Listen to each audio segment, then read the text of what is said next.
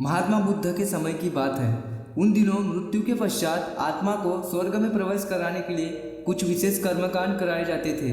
होता यह था कि एक घड़े में कुछ छोटे छोटे पत्थर डाल दिए जाते और पूजा हवन इत्यादि करने के बाद उस पर किसी धातु से चोट की जाती। अगर घड़ा फूट जाता और पत्थर निकल जाते तो उसे इस बात का संकेत समझा जाता कि आत्मा अपने पापों से मुक्त हो गई है और उसे स्वर्ग में स्थान मिल गया है। क्योंकि घड़ा मिट्टी का होता था, इसलिए इस प्रक्रिया में हमेशा ही घड़ा फूट जाता और आत्मा स्वर्ग को प्राप्त हो जाती। और ऐसा कराने के बदले में पंडित खूब दान दक्षिणा लेते।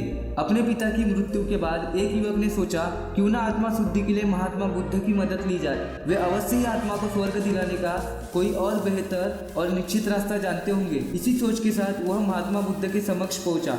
युवक बोला, हे महात्मन, मेरे पिताजी नहीं रहे, कृपया आप कोई ऐसा उपाय बताइए कि यह सुनिश्चित हो सके कि उनकी आत्मा को स्वर्ग में ही स्थान मिले। बुद्ध बोले, ठीक है, जैसा मैं कहता हूँ वैसा करना। तुम उन पंडितों से 2 घड़े लेकर आना, एक में पत्थर और दूसरे में घी भर देना। दोनों घड़ों को नदी पर लेकर जाना और उन्हें इतना डुबोना कि बस उनका ऊपरी भाग ही दिखे। उसके बाद पंडित ने जो मंत्र तुम्हें सिखाया है उन्हें जोर जोर से बोलना और अंत में धातु से बनी हथौड़ी से उन पर नीचे से चोट करना। और ये सब करने के बाद मुझे बताना कि क्या देखा। युवक बहुत खुश था। उसे लगा कि बुद्ध द्वारा बताई गई इस प्रक्रिया से निश्चित ही उसके पिता के सब पाप कट जाएंगे। अगले दिन युवक ने ठीक वैसा ही किया और सब करने के बाद वह बुद्ध के समक्ष उपस्थित हुआ।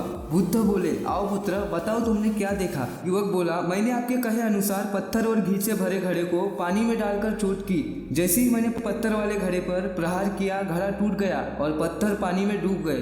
उसके बाद मैंने घी वाले घड़े पर वार किया, वह घड़ा भी तत्काल फूट गया और घी नदी के बहाव की दिशा में बहने लगा। बुद्ध बोले, ठीक है, अब जाओ और उन पंडितों से कहो कि कोई ऐसी पूजा यज्ञ इत्यादि करे कि वह पत्थर पानी के ऊपर तैरने लगे और घी नदी के सतह पर जाकर बैठ जाए। युवक हैरान होते हुए बोला, आप कैसी बात करते हैं? पंडित चाहे कितनी भी पूजा कर ले, पत्थर कभी पानी पर नहीं तैर सकता और घी कभी नदी की सतह पर जाकर नहीं बैठ सकता। बुद्ध बोले, बिल्कुल सही, और ठीक ऐसा ही तुम्हारे पिताजी के साथ है। उन्होंने अपने जीवन में जो भी अच्छे कर्म किए हैं वह उन्हें स्वर्ग की तरफ उठाएंगे और जो भी बुरे कर्म किए हैं वे उन्हें नरक की ओर खींचेंगे। और तुम चाहे जितनी भी पूजा करा लो, कर्मकांड करा लो, तुम उनके कर्मफल को रत्ती भर भी नहीं बदल सकते। युवक बुद्ध की बात समझ चुका था कि मृत्यु के पश्चात स्वर्ग जाने का सिर्फ एक ही मार्ग है और वो है जीवित रहते हुए अच्छे कर्म करना।